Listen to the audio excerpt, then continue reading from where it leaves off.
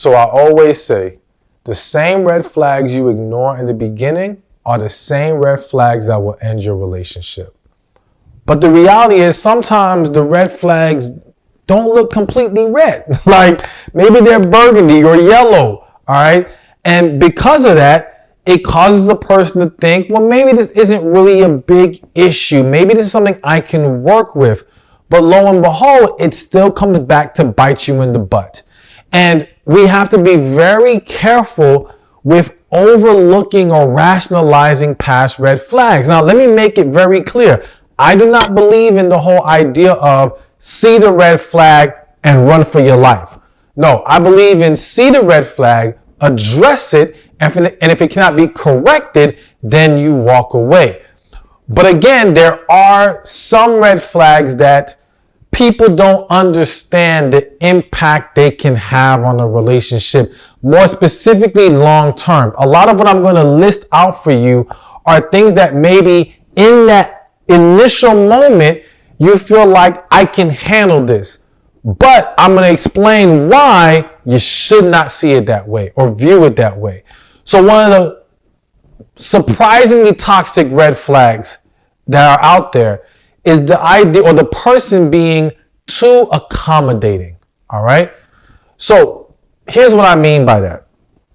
You have some individuals who essentially, they don't tell people no. All right. And they're always there to help people, loan this person money, do this, do that, being there for individuals. Now listen, and making themselves flexible for others. Now, on one end, that's a beautiful thing, all right? And it's an admirable trait for someone to be so reliable and they can be counted on. And this is what can put you in a daze or make you feel like this is not a problem. But here's where it can become toxic. Because many times the person who is too accommodating, all right, is the person who does not know how to say no. And when they don't know how to say no, many people have one or more individuals in their life who will take advantage, who will push things further than they need to. But before we even focus on the one who will take advantage, let's start on the first layer of it. If this person is single and they're being very accommodating, it may not become, well, it's not really your problem at that point. It's for them, and whatever issues that they're facing because of it, that's something that they have to deal with. But once in a relationship, it can now throw things off with you and your partner. It can now interfere with what you're trying to do with your partner. So using money as an example, I've seen so many scenarios where the people in the relationship, the couple, they have certain plans with their money. And let's say this guy, his mother or someone is now trying to get money from him. And because he does not know how to have those boundaries and he's always has to be there to help out, he now inconveniences the plans of the couple to accommodate others outside of the relationship. This can create a lot of friction, a lot of resentment, all right, a lot of distrust, all kinds of problems, as well as feeling like this individual, this man is putting other people as a higher priority over our relationship. Now, again, the first couple times this happens, you may not understand the depth of this issue, but you've got to ask yourself, does this man know how to say no? Does this man know how to stand up to these individuals? And now when we use the word stand up to people, let's look at the person who will take advantage. And let's just say, I don't want to beat up on mothers, all right? So let's just say he has a brother who's always needing help. And because the brother knows he's always accommodating to him, he will always push those boundaries. He will always try to cross those lines. And if your guy does not know how to push back, it's going to cause a lot of problems. And to go even deeper, if he does not know how to say no, or he is always feels like he has to be there for people, it typically speaks to a deeper issue within that individual. All right. It could be this, I want them to be there for me because I never had people there for me. It comes from a fear or a desire of acceptance, of a desire of wanting to be loved by these individuals. And again, if that exists, that's going to manifest into other problems in the relationship. Now, it's not that I'm trying to tell you to dictate to this man what he does with his money or his willingness to help people, right? But it is to understand him at a deeper level of why is he so quick to jump at the call of others, all right? Now, he of course there needs to be a level of his that same energy needs to be poured into the relationship is what I'm about to get at. He needs to be able to show you that, and of course I would expect that you're not taking advantage of your partner, but that's what you need to be doing for each other. But you got to talk to him, and this is why we say you address the red flag of understanding, okay, let's even discuss if scenarios that could happen in the future, how would he handle it? So that you understand you have a man that knows how to at least draw the line. Because you may have a scenario where he's an accommodating person because he can be. He has that flexibility. He has no problem doing it. It comes from a genuine place, but he understands when to say no, how to say no, and not let things go too far. All right? So ultimately, keep your eyes open for this. Again, talk about it. And don't talk about it in a way that attacks it or attacks him for it. It's just trying to understand the source of this. And again, will he be able to balance these things in a way that it doesn't interfere with the relationship? All right. That's what you want to focus on in this scenario. All right. So now the second red flag that can be toxic is the whole, well, you should take me as I am. All right. So I've discussed this in some other videos. And let me just say, a lot of what I'm going to be laying out in this video can go either way, right? But we're going to focus on the men, how this applies to basically relationship red flags in men. And I'll have a video for the men flipping it around. But anyways, let's get back to this. So this take me as I am mentality. The reason why this can be so toxic, on one side, some may view it as, well, he knows who he is. He's confident who he is. He bends for no one. And that can be viewed in a very good way. However, take me as I am can cross the line of essentially saying, don't expect better from me. Like, do not expect me to evolve. Do not expect me to make necessary adjustments to make this relationship better. Now, some people may say, well, what if he's already that amazing? Listen, I don't care how amazing anyone is. There's always room for growth. There's always room to be better. And if he has a take me as I am mentality, a lot of times that speaks to or can speak to an arrogance about the person that they don't think they need to be better, that they don't think that there's any room for improvement. And so how can you grow with that individual? How are you going to be able to overcome obstacles with someone who doesn't see any wrong in them? An individual has to be humble enough. And I'll say this, you can be confident and still humble. You can be confident in who you are and the quality that you bring to the table, but humble enough to understand we are always evolving as human beings. There's always room for improvement, and at least we can always be open to whatever areas that may need that improvement, because sometimes we have blind spots. All right. Sometimes there are little things we do not understand and recognize as flaws and issues that are indeed having a negative impact or can have a negative impact.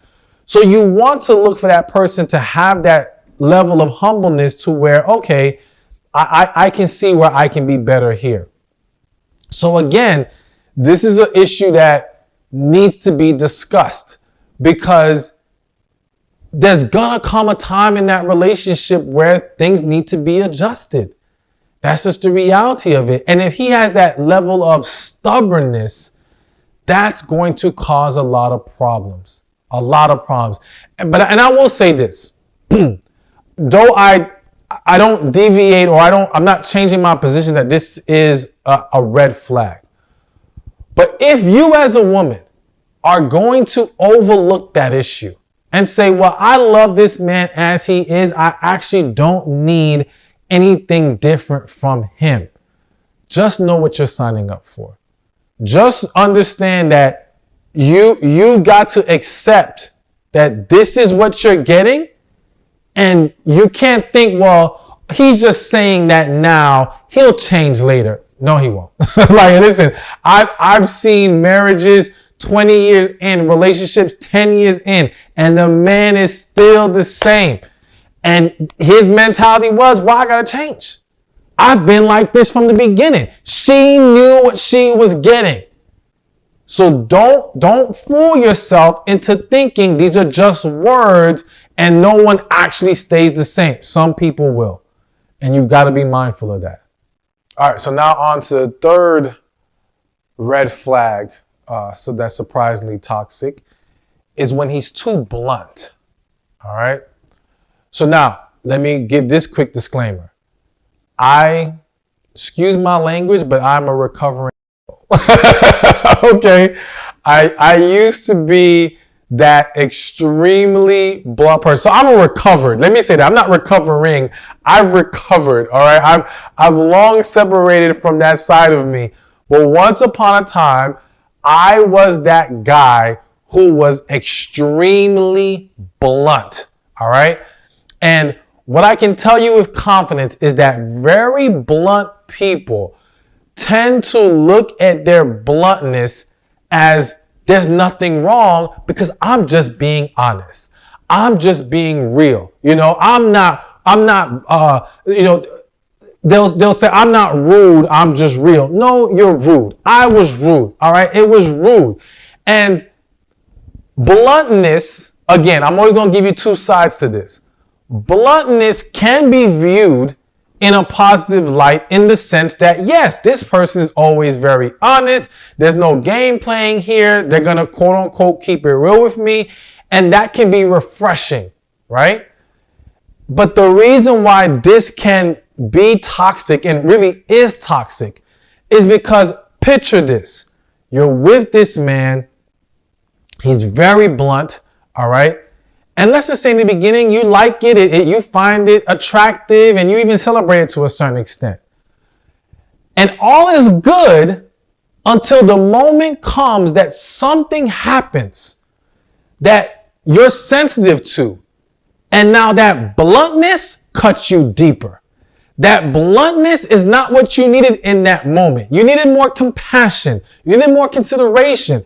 But this man has been conditioned to thinking there's nothing wrong with being blunt. He has no tact whatsoever. And now, because he does not know how to watch his mouth or be mindful of his delivery in those moments, the hurtful things he says, or because of the way he says it, can now plant seeds of deeper hurt, of insecurity, of this toxic energy in the relationship. So it's very dangerous to make excuses for being blunt. And I say that from both sides. But as a woman who's dealing with this, you got to nip that in the bud from the beginning. We can welcome honesty, but bluntness without filter, bluntness without, not being tactful in the way you deliver the message, that should not be allowed. Because again, if you're going to allow yourself to think, but I'm good with it right now, you got to ask yourself, well, will I be good with it years later, months later, or again, at those times where the situation calls for more sensitivity. And this man has to learn how to speak to you and understand how certain moments call for a different kind of energy right now. All right. So it's important that that's established and discussed early on. But also, here's the thing. If you attempt to address things with that blunt person, because let's go back to me when I was younger. If someone would have came to me at that time and said, well, listen, you're too blunt. You have to learn how to talk to me. I'd have been like, I don't care. This is the way I am. This goes back to take me as I am. All right. This goes back to that stubbornness, that arrogance that doesn't allow the man to change and evolve and become better because they see nothing wrong with the issue. So you do have to understand that in addressing this, yes, if he's unwilling to be mindful of how he talks to you, and forget just talking to you, talks to people, because here's the thing. If he can't control his tongue or master his words with others, he will constantly slip up with you. The issue of being too blunt, and let's just call it what it is, being too rude, all right? It's going to pour over when you don't learn how to get better at it with people in general. So for me, like me getting away from that, I had to learn how to deliver my messages to anyone. It didn't matter if it was friends, associates, people online, whatever. That modified delivery is important. And again, it's not asking people to not be honest and real. It's just asking people to be mindful of how they speak, how they deliver that message. So you've got to address it. And if he's unwilling to fix it, I'm telling you, you don't want to entertain it. And here's what else is also hitting my spirit that I need to mention. What a lot of people who are blunt aren't admitting to themselves is that being blunt is a very selfish act. All right. Again, we validate it by saying, well, I'm just being real. I'm just being honest. That's how I am. But the reality is what we're saying is I don't want to have to hold myself to a higher standard of how I speak to people. I don't want to have to be mindful of my delivery. I want to be able to say things the way I want to say it. F what anyone else thinks. It's a very selfish, self-centered way of thinking. And in many cases, I'm not going to say all, but in many cases, it stems from a deeper brokenness in the person. Again, I'm speaking as someone who used to be that guy. What I can tell you, I'll be honest with y'all. And I'm not going to say this applies to 100% across the board to everybody. But I can say that when I was my most blunt, it came after being hurt and me literally saying to myself, F the world. I don't care what anybody thinks anymore. I'm going to say what I want, do what I want, and whatever it is, it is. All right. It was from brokenness. And a lot of times people don't want to acknowledge that it almost works in this guarded way. It's hard to explain, but it's a wall up, essentially. It's a wall up, and we're not allowing ourselves to be more vulnerable in a way that allows us to be considerate of people's feelings, all right? And be mindful of people's feelings. And once we can tap into that, that changes everything. So that's another reason why you don't want to overlook it, because not only does that bluntness turns into something toxic in the relationship, it typically stems from something toxic within that person. All right, so let's keep this going. A fourth red flag that can be surprisingly toxic, and I really want to talk about this one, is someone being overly or selectively frugal. Let me explain. Let me first start out by saying, I think that there's nothing wrong with being frugal. All right. So I'm not demonizing anyone who's frugal out there. All right. Nothing wrong with that. Being mindful of how money is spent, being a good manager of money, all these things, looking for deals. Nothing wrong with that. I got tons of frugal friends. Okay. But being overly frugal can become toxic when you are the type of person who likes to be more free with money. Understand what I'm saying here.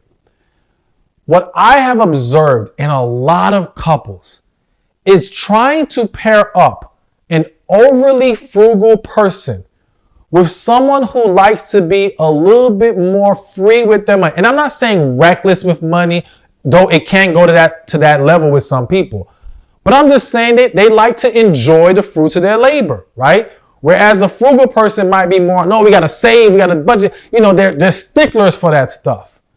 It creates a lot of conflict, all right? I'm not saying it doesn't exist, but I have yet to see that couple be in complete harmony and happiness with each other, whichever way it goes. So if it's the woman who's overly frugal or the man who's overly frugal, if the other person isn't in alignment with that kind of thinking, there becomes a problem, because the overly frugal person starts to resent, let's just say, the spender, all right?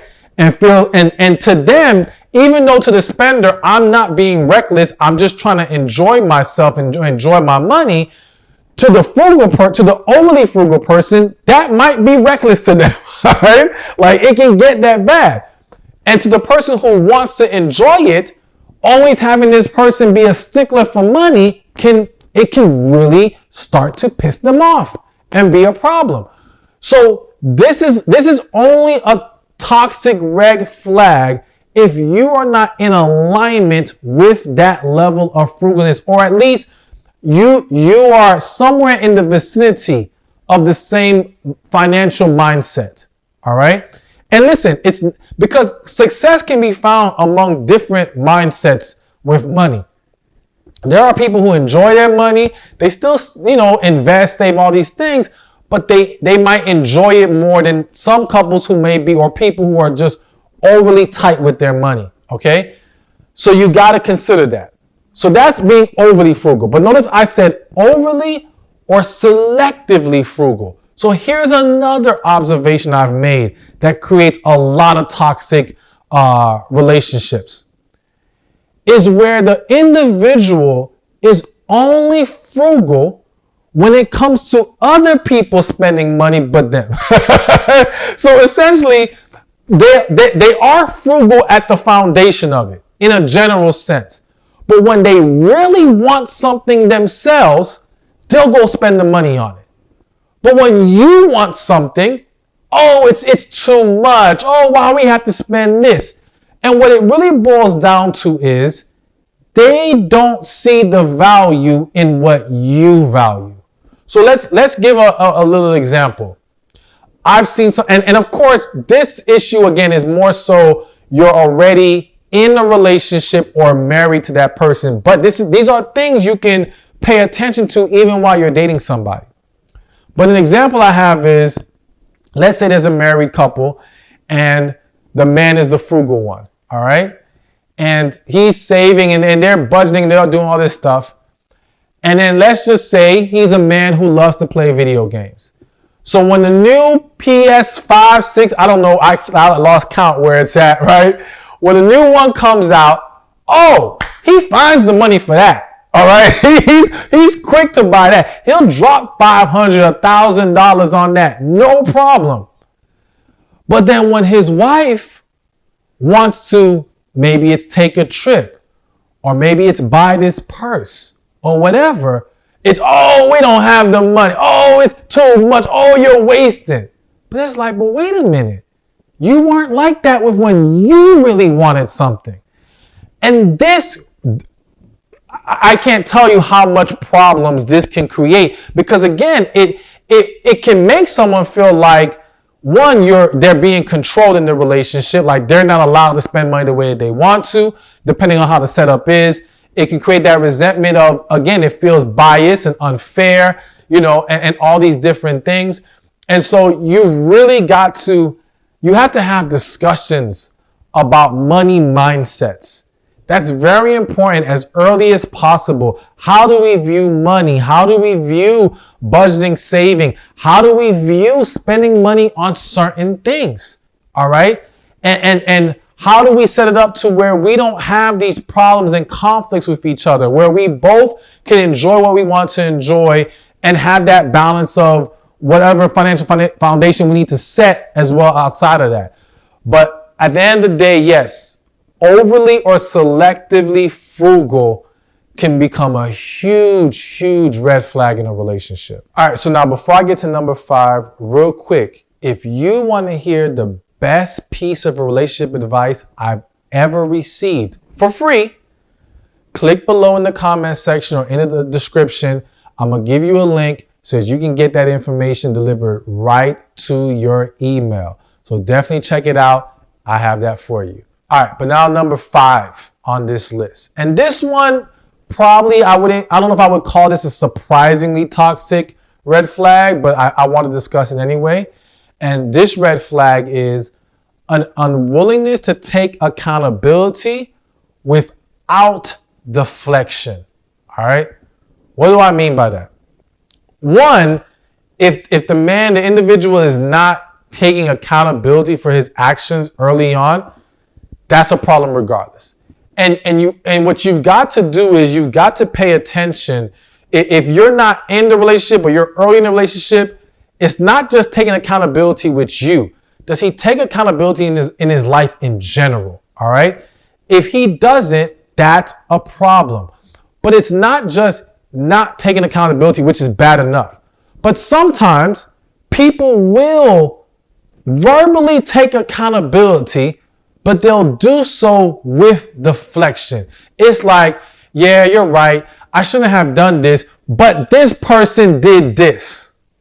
But this thing happened here. But this, that. But, it's always trying to validate their actions due to what happened here. Now, don't get me wrong. There are some situations that trigger us, that lead us to react a certain kind or contribute. I don't want to say make us react, because we have a choice in how we react.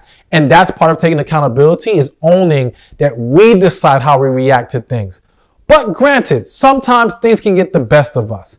And they are significant contributors to what triggered us. However, everything can't be about something else. Everything cannot be a deflection.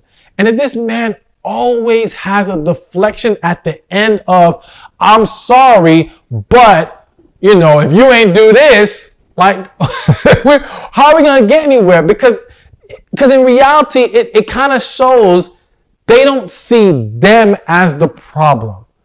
They don't see how they handle things as the problem. They see the source, what they view as the source of their actions or lack of actions, as the real problem. And that means this person is going to allow life to dictate to them all the time, rather than standing up to life and saying, okay, no, I got to do things this way. I got to fight against this. I got to make things happen right now, regardless of what's coming at me. So it's important that you pay attention to that. And when you notice it, yes, you discuss it. Because I do think, again, I'll say this. I feel the need to mention this. I think I could see some guys who may not have matured or evolved in a way that they understand how to take that personal accountability, right? And when you're dating them or you're early on in that relationship, they're showing that toxic red flag.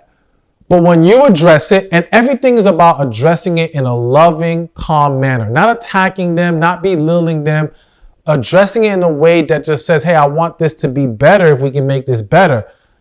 I do feel like in many situations, I'm not going to say all, but in many situations when he really cares about you and he loves you and you come at him the right way with it, he's going to be willing to make that adjustment. So again, it's one of those things where don't assume this can't be fixed. Just talk to him. It'll project an energy that is more uplifting and encouraging and positive, and now give a better chance for a good result to come from it. All right, so now we're at number 6. And the 6th surprisingly toxic sign is he's not affectionate. All right. So here's why I believe this is really important to discuss. And again, something that I put under the title of surprisingly toxic is because I think a lot of women have gotten used to men who may not be affectionate, that they write off the issue, that they ignore it. It's not a big deal. He's just being a man, all these things, right? And I'm not saying that a man has to be super ultra affectionate, depending on what you like and what you really desire in your relationship.